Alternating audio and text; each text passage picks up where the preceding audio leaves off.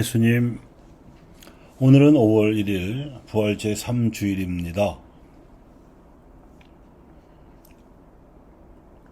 오늘 우리에게 들려오는 말씀은 예수 부활 이후 초대교회의 여러 상황을 알려줍니다. 오늘 복음에서 예수님께서는 세 번째로 제자들에게 나타나셨는데, 이번에는 단지 당신 부활에 대한 확신을 심어주시기 위해서가 아니라 제자들을 사도로 진급시키고 그들이 사도로서 복음을 전할 때 일어날 미래에 대한 확신을 심어주시기 위해서였습니다.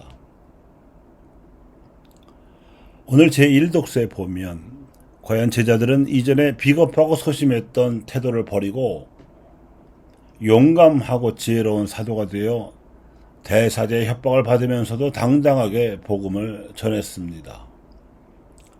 당신들이 죽인 예수님을 하느님께서 다시 살리셨습니다. 그리고 오늘 제2독서에서는 예수님의 공생활과 초대교회에서 일어난 박해와 수단에 대해서 천상에서 일어나는 일을 전해주고 있습니다. 즉 지상에서 진리를 위해 의인들이 당하는 수난이 지니는 영적인 의미와 품위를 드러내기 위해서 천상에서 전례가 거행되는데, 악인들의 계략과 죄인들의 방관으로 죽임을 당하신 어린 양은 이제 권능과 지혜와 영광을 받으시기에 합당하시다고 천상의 성인들이 입을 모아 찬미한다는 것입니다.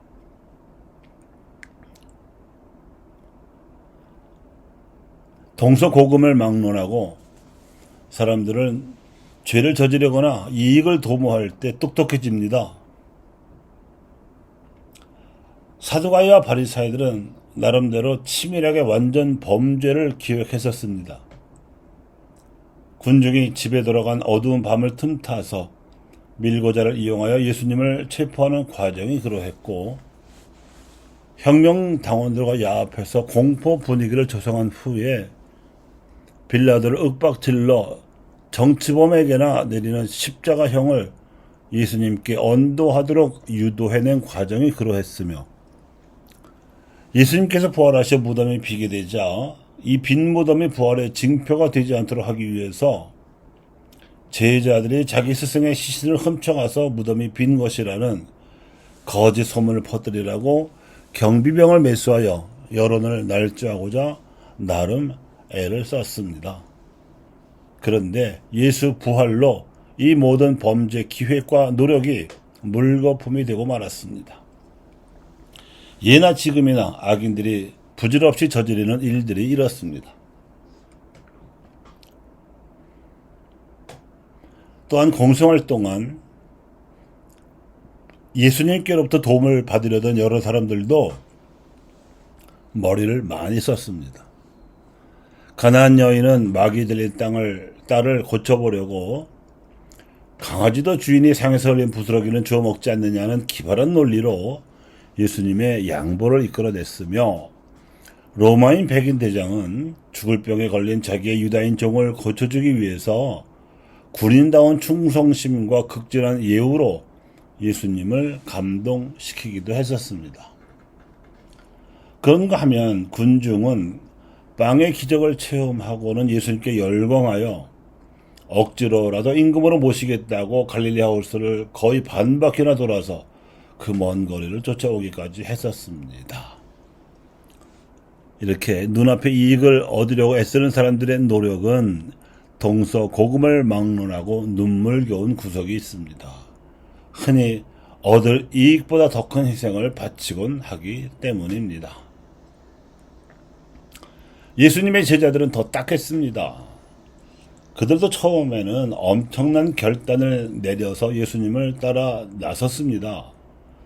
자기가 종사하던 생업이 있었고 가족과 이룬 가정도 있었는데 이를 버리고 따라 나섰지만 결단에 따른 기대가 너무 커서 계산을 하느라고 바쁜 나머지 예수님의 가르침이 귀에 잘 들어오지 않았습니다. 하도 답답하신 예수님께서 나를 믿지 못하겠거든 내가 하는 일을 보아서라도 믿으라고 하시며 숱한 기적을 일으키셨지만 제자들은 자기들 눈앞에서 일어난 기적을 보고서도 예수님의 신성을 믿지 못했습니다. 제자들의 머릿속에 꽉 차 있던 생각은 스승의 능력과 명성에 기대어 자신들이 얻을 수 있는 현세적 이익과 출세였습니다. 그러기에 스승이 순환과 죽음과 부활을 3번이나 예고하던 당시에도 서열 다툼을 일삼았고 정작 스승이 순환을 당하시고 죽으신 지 사흘 만에 부활하시자 믿지 못했던 것이겠지요. 부활 시기를 맞이하면서도 도무지 부활의 기쁨을 누리지 못하는 이즈음의 그리스도인들의 모습을 제자들에게서 미리 볼 수 있습니다. 악인들이 저지르는 죄에 대한 예수님의 대책은 십자가 순환이었고 이익만을 쫓는 사람들의 대책은 부활이었으며 제자들에 대한 대책은 발현이었습니다.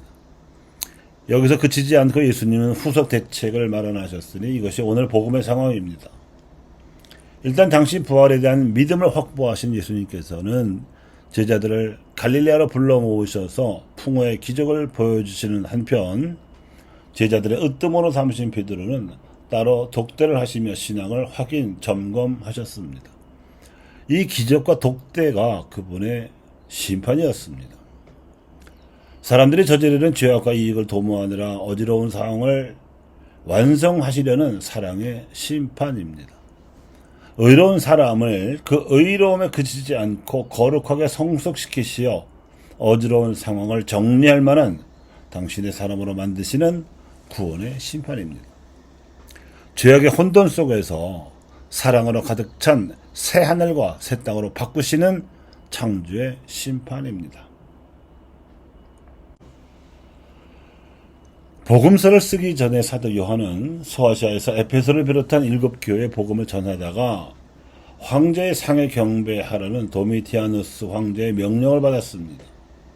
이를 거부한 요한은 파트모스라는 외딴 섬에 갇혀서 채석장 중노동에 종사하게 되었는데 같은 박해를 받고 있는 7교회 신자들이 걱정이 되어서 틈틈이 동굴에 가서 기도하다가 예수님의 계시를 받고 묵시록 편지를 써서 보냈습니다.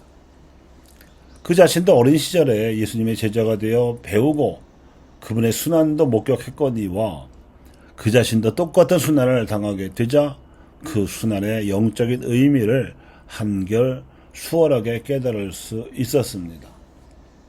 특히 묵시록의 제4장, 제5장은 지상에서 의인들이 겪는 순환이 천상에서는 거룩한 전례로 그 의미와 품위를 선포하는 것임을 믿음의 눈과 귀로 보고 들은 기록입니다.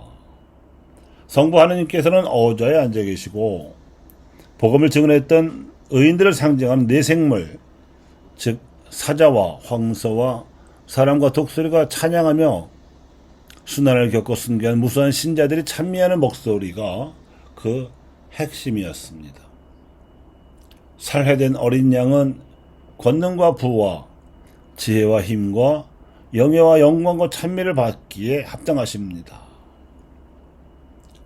그러니까 지상에서 일어나는 일들은 모조리 천상의 관심사이며 이 일들을 선과 악으로 분별하고 그중 선한 일에 대해서는 천상에서 전례로 거행함을 요한은 알려주었습니다.